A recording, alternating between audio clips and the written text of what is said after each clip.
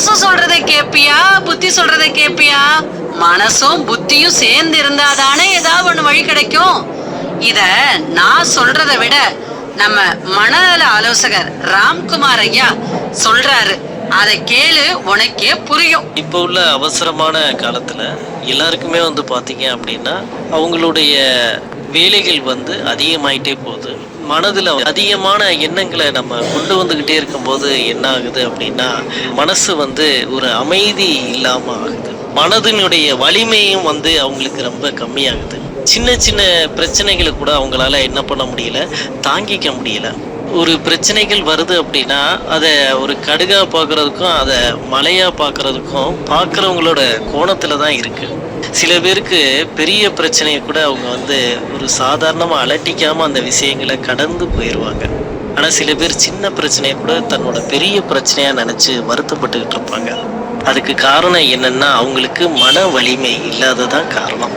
இந்த மன வலிமைக்கு நம்ம அதிகப்படுத்தணும் அப்படின்னா யோகா அப்படின்றது சொல்கிறாங்க. யோகா அப்படின்னா பிசிக்கல் யோகா மட்டும் கிடையாது, மென்டலி யோகா தேவைப்படுது. அது எதனால அப்படின்னா மனதுக்கு அமைதி தேவை.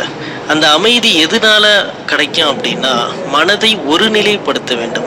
ஒரு நிலை அப்படின்னா ஒரு நிலையான ஒரு பாசிட்டிவான ஒரு சிந்தனையை ஏற்படுத்தும் போது தான் என்ன கிடைக்குது அப்படின்னா அவங்களுக்கு மன வலிமை கிடைக்குது. இது பயிற்சிகள் நம்ம செய்துக்கிட்டே இருக்கணும். இது ஒரு நாள் 2 நாள்ல கிடைக்கக்கூடிய விஷயங்கள் கிடையாது.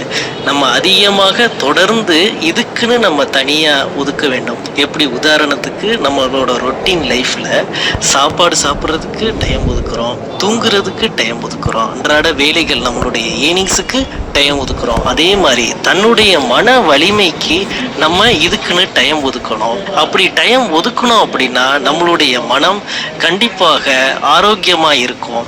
மனம் ஆரோக்கியமா இருந்துச்சு அப்படின்னா உடலும் ஆரோக்கியமா இருக்கும். நம்மளுடைய என்விரான்மெண்ட், நம்மளுடைய உறவுகள் எல்லாருமே ரொம்ப ஒரு சந்தோஷமான சூழ்நிலைக்கு உட்படுவாங்க.